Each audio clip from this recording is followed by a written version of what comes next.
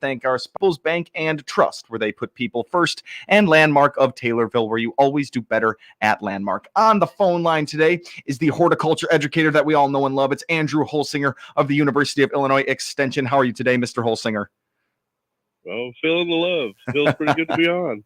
So glad to have you here with us. And let's all get a little bit more educated on horticulture today. And you just had an interesting wreath workshop where you guided some people through making wreaths, apparently. And there's a lot of things to do with holiday evergreen materials. What can we do? What are some tips and creative ways that we can use those materials?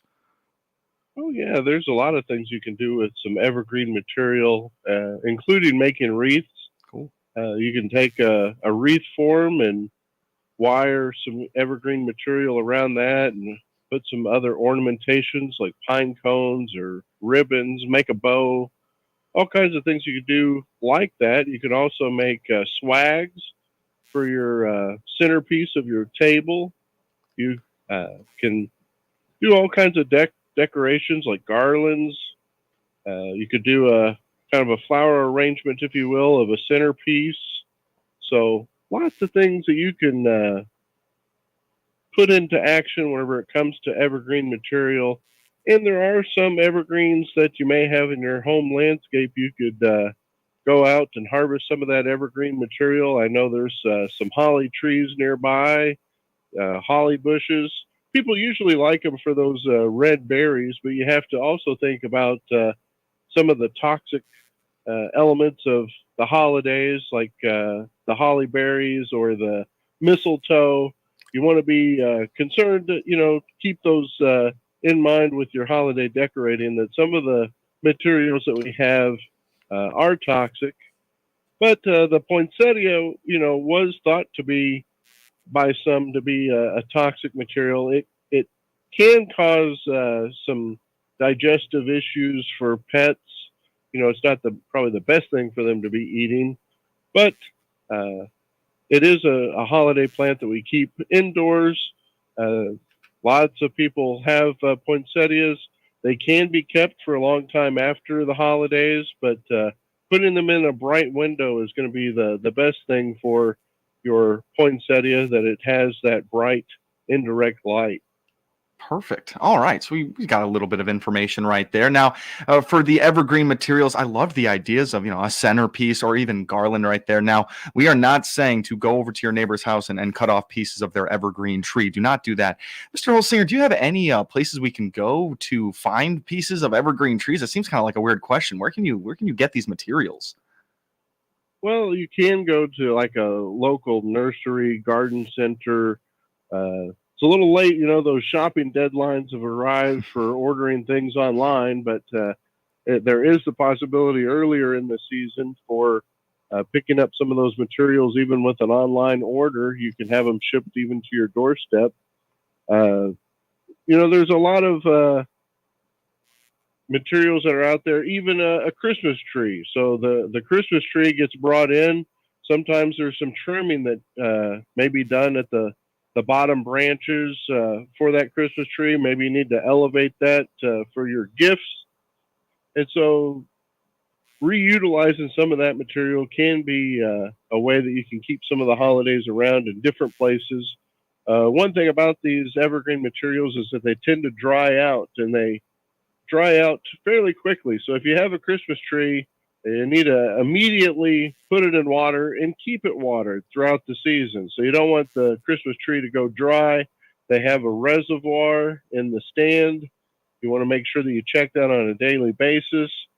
And another tip, keep your Christmas trees, your evergreen materials like a wreath, away from your heat registers or any source of heat like that.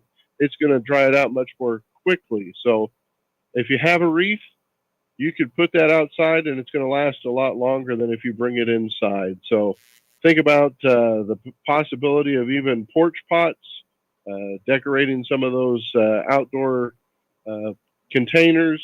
You can certainly do that with some of this evergreen material and make it look nice outside as well as inside. Lots to do. Whenever you're making a centerpiece, you can get floral foam. Put that in water, let the water uptake into that floral foam naturally. So you just set the foam on top of the water and it takes the water up. The air passes through and it fills with water. You don't want to just push it down. You want it to just take that water up naturally. Then you can use that, cut your evergreen material and insert that. And it should last for quite a while there for the holidays, as long as you, again, keep adding water to that. And that moisture can also be added if you are to, lightly mist some of your evergreen materials. But really, the location is going to be key whenever you're putting your evergreens in your home. All right. These are great tips right here, and a lot of things to consider. I personally have a real Christmas tree. I let that be known a couple times on this show. So we did get a couple of these tips. You're bringing up some new ones right here. So I do love this. And, I learned that these trees and these evergreens will just suck up water. You really can't overwater them. Is that right, Andrew Holsinger? Yeah, you can't really overwater the Christmas tree. Right. It's going to take a lot of water. Whenever it's done, it will taper off in the uptake of water. And whenever it quits with the uptake of water, it's probably a time to be thinking about getting the tree out of your home, because they can be an extreme fire hazard with that dry evergreen material. Want to make sure you keep your lights in check as far as shutting those off when you're not around. Be sure to, and I think there's already been a fire due to holiday lights this season. So be sure to, have safety in mind around the holidays, that you keep your plants, keep it in the aspect of safety for both children and pets. You want to be as safe as you can throughout the holiday season. Has so many things to consider here. It's almost making me reconsider the real tree. I mean, its location, its hydration, all these aspects, and even lights, decorations. You got to remember this while having a real Christmas decoration like a Christmas tree in your home. Andrew Holsinger, we actually heard recently that a lot of critters can be brought into your home through the Christmas tree, or that the garland that you make naturally there. What do you know about this? Can critters get in your house this way? Are they latched onto that tree trunk? Well, there are some insects that can inhabit some of that evergreen material. One of them that's pretty commonly found in those evergreen materials could be brought in would be like the praying mantis. And so they have an egg laying habit of putting that eggs in the limbs of the trees. So then you bring that into the home. The temperatures are warmer. If those hatch, then you have a lot of uninvited house guests for your holiday season. So it is something to keep in mind, that you could potentially, I even heard in the news recently that someone had an owl, a baby owl that got brought into the home. So you might want to do a little bit of inspection of what you have in that Christmas tree. You can identify some of those potentials for praying mantids, if you will, before you set up your Christmas tree. Yeah, I'd say that's a pretty good thing to consider right there. I was thinking spiders, and then I was pretty scared of spiders, but a whole home of praying manti, I don't even know the plural for praying mantises, but that does not sound like anything better. And an owl, that's going to bring in some interesting problems right there. So we've gotten everything out there on what to expect and what to know when having a real Christmas tree in your home for this Christmas season. Any other tips for our Christmas tree needs this season, Mr. Holsinger, before we go on break? Yeah, I just think, it is an opportunity to have some holiday decor and the natural into your home. And there's a lot of natural things that could be made into ornaments. And so don't neglect your creativity throughout the holiday season. It's a nice time to maybe have an activity with your family to where you can make some nice ornamental features for your Christmas tree. There's plenty of materials out there to use those natural materials like pine cones in a more creative way. Yeah. That's another great idea right there. We're sitting down right now with Andrew Holsinger, a horticulture educator for the University of Illinois Extension. Been a very fun conversation so far. When we come back, we'll revisit some 2023 events for the horticulture educator himself, and we'll have some more for you. My name is Tim Zalabak, your host of WTIM's Morning Show. Do not go anywhere. We will be right back. Your information station, WTIM. Let's check the markets on the RFD Radio Network. I'm DeLaw's Yankee. Slow start as we get closer to Christmas here. March corn up half cent, 470 and a quarter. May up half, 483. July unchanged, 492 and a half. January soybeans are down 6 and a quarter, $13.02. March down 6 3/4, 13.09. July down 6 3/4, 13.26. Soy meal for January down 410, 395.80. Soy oil down 64, 49.92. And March wheat up 5.5, 615 and a half. Kansas City up 2 3/4, 627 3/4. Minneapolis up 4 3/4, 722 3/4. Crude down $1.02, 73.02. This is the RFD Radio Network. Hey farmers, our environment-friendly liquid fertilizer will help you stretch that fertilizer dollar further, a lot further, without compromising on results. Experience application versatility, lower input costs, and healthier crop yields. Don't just fertilize, mineralize. Product and crop protocol information is available at blackcoralminerals.com. blackcoralminerals.com. If you're looking for the latest in local hunting and fishing information, then join us for Central Illinois Outdoors with me, Jared White, Saturdays at 9:30 a.m. and Sundays at 7 a.m. here on WTIM. Every weekend, we'll offer detailed Central Illinois fishing reports from professional guides. We'll swap stories with local celebrity sportsmen, and I'll invite you to share your favorite stories as well. Central Illinois Outdoors with Jared White every weekend on all WTIM platforms and on demand at centralillinoisoutdoors.com. Brought to you by Bob Ridings in Pana, the Clinton, Illinois Chamber of Commerce and Tourism Bureau, and Locked and Loaded in Pana. Santa is tired of the same old milk and cookies. Treat him to something special this Christmas. Treat him to a new grill from Southern Ledge Pools and Patios in Taylorville. Stop in today and get 15% off all grills in stock. Check out their delicious dips, soups, and cheese balls that will be a hit with your holiday guests. And they have the perfect solution for the pool, hot tub, and grill lover on your list. Nothing says Merry Christmas better than a gift certificate from Southern Ledge Pools and Patios in Taylorville. Ho, ho, haul yourself in today. Small towns are in, and Taylorville has what you're looking for. The annual Christmas in the Park drive-through event through Manners Park is open 5 to 10 p.m. nightly, December 9th through the 25th.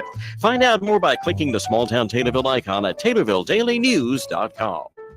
Enjoy breakfast, lunch, or dinner at the new American Eagle restaurant in Taylorville daily, 6 a.m. to 9 p.m. with seniors, veterans, first responders, nurses, and school staff getting 10% off every day. Check out their menu by clicking their icon at TaylorvilleDailyNews.com.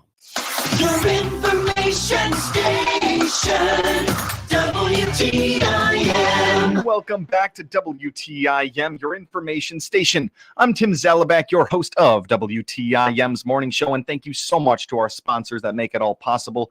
People's Bank and Trust, where they put people first, and Landmark of Taylorville, where you always do better at Landmark. We're talking right now with Andrew Holsinger, the horticulture educator for the University of Illinois Extension. That first half, we were really talking about safety with Christmas trees and real Christmas decorations, that is.